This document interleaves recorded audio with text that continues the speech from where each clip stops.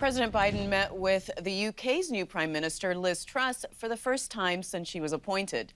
Sam Edwards is an associate professor of history at Manchester Metropolitan University. Sam, welcome to the program. Thank you. Good to be with you. So before we talk specifics, do you think in general that the UK-US relationship will fundamentally change? I think it's been in a period of change for quite some time now, and that's connected to the different personalities that have been in those leadership roles over the last 10, 15 years or so. I think there are key fundamentals, though, that are still very much in place and still very much strong, especially in terms of the relationship between the US and UK militaries and also intelligence agencies, which remains strong and has been strong for the past half century or so, if not more. So what is Liz Truss's stance on Brexit? And does that have the potential to impact her relationship with American leaders? I think it absolutely does. This is the big question now, I think, in terms of the US-UK relationship. What is this government going to do with regards to Brexit? What noises is it going to make? Has it been making with regards to, for instance, the Northern Ireland Protocol? Because it's quite clear that President Biden remains committed to Northern Ireland Protocol. And that's something that this new Prime Minister is going to have to work her way through as she tries to find a connection, a level with the President.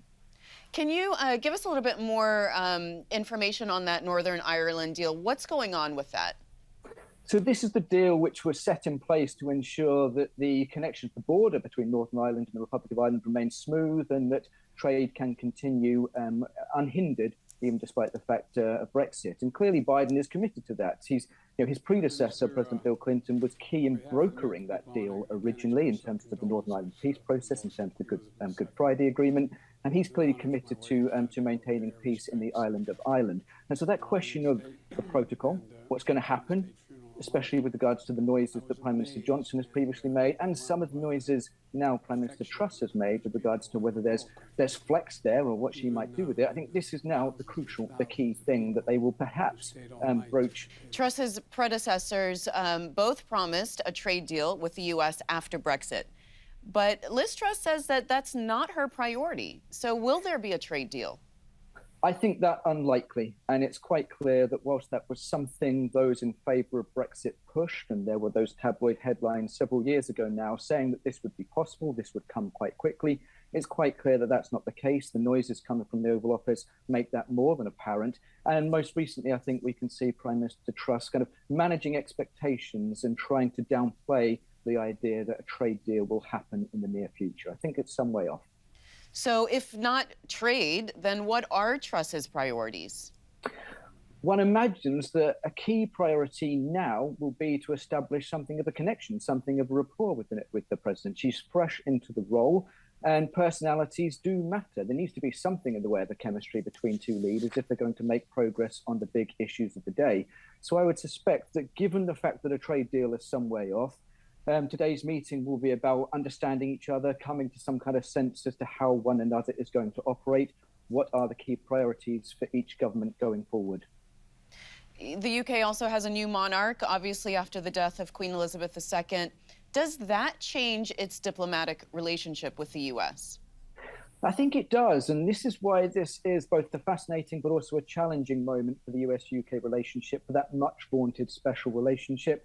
We've got a moment in time where there's a new prime minister, and she's poles apart politically from the president. And we also have a new monarch. And whilst Prince Charles, now King Charles, has a long-running history with the United States, he's been there many times, first in 1970. Nonetheless, this is a new moment for the king. He's having to assume a mantle. Queen Elizabeth was a polished diplomat over the course of 70 years, and he's now got to take that up and to do his part as monarch in maintaining the close US-UK connection. I wonder, Sam, what you think about, just the idea of this special relationship. Is it time for that to be updated? I mean, this has gone on for a long time, and what are the two sides really getting out of that relationship?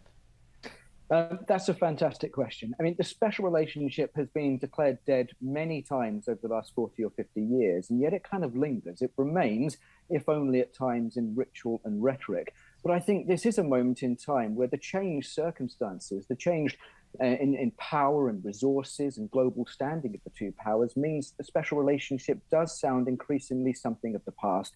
And I think it's difficult to say that it is still here as it once was 40, 50 years ago in the here and now. That's not saying, though, that there aren't still some close connections, again, amongst the military and intelligence agencies. Just this year, US Marine Corps F-35 fighters deployed to the decks of the Queen Elizabeth II aircraft carrier. That suggests that there's still a close connection there, but whether we can legitimately talk about a special relationship now, as was the case with Winston Churchill in 1946, I think that's questionable. And finally, we've been talking about the two governments and the leaders, but I wonder how the British citizens are reacting to the U.S. and if their attitudes have changed recently. That's another great question. What is that sense of connection amongst Americans and Britons more broadly? I think many British people retain a good quota of affection for their American cousins across the pond. I think it's certainly the case that the current presidential administration is more popular than was the predecessor administration. And there's clearly lots of connections between the two peoples in terms of travel and trade and education as well. So I think if there are two peoples in the world that do have some kind of close connection in terms of regularity of meeting, I think you could probably say that of Americans and Britons. All right, Sam, we appreciate you joining us from the UK. Thank you very much. Thank you very much. Thanks for watching. If you enjoyed the video, give it a thumbs up and subscribe to our channel so you don't miss out on any future Government Matters interviews.